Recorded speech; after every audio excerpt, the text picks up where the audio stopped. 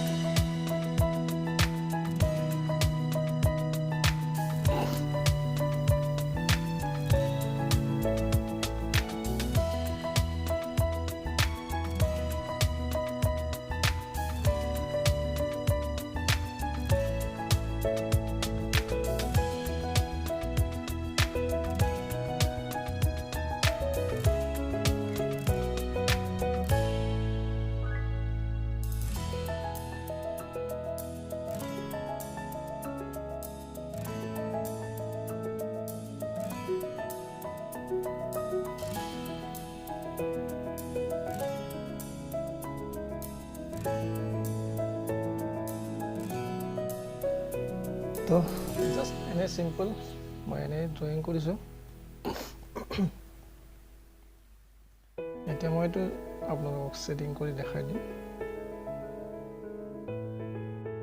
আৰু এটা কথা মন কৰিব যে যেতিয়া আমি কালাৰ বা ছেটিং কৰিম সদায় দূৰত থকা যিটো বস্তু দূৰত আছে সেইটো আমি আগতে কৰিম। সো পাহাৰ আছে ইয়াতে, পাহাৰটো আগত কৰিম।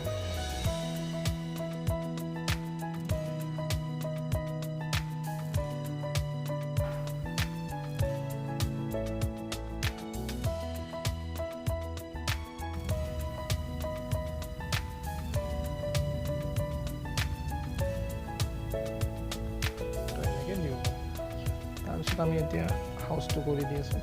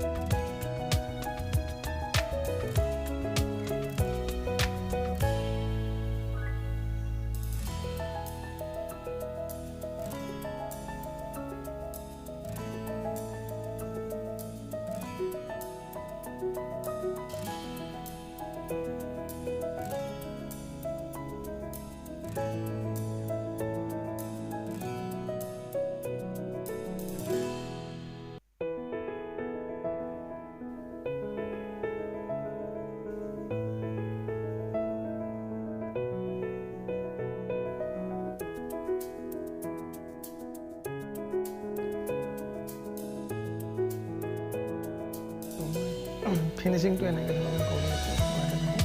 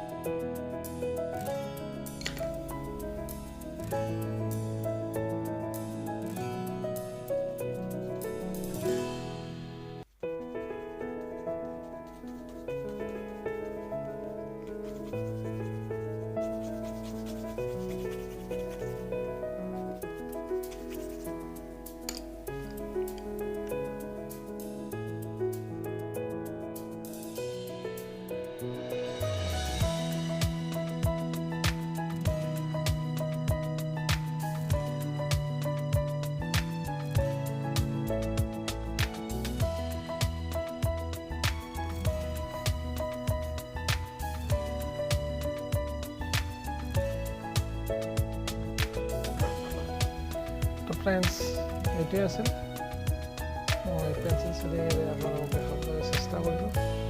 তো কিমান দূৰ ভাল হৈছে নাজানো, আপোনালোকে কমেণ্টত জনাব, আৰু ভাল হৈছে যদি লাইক শ্বেয়াৰ কৰি দিব, আৰু যিবিলাকে এতিয়ালৈকে ছাবস্ক্ৰাইব কৰা নাই চেনেলটো ছাবস্ক্ৰাইব কৰি দিব প্লিজ। এইটো জাষ্ট মই চিম্পল দেখাইছোঁ, মই নেক্সট ভিডিঅ'ত আৰু অলপ বেলেগ ধৰণে দেখাবলৈ চেষ্টা কৰিম। Thank you.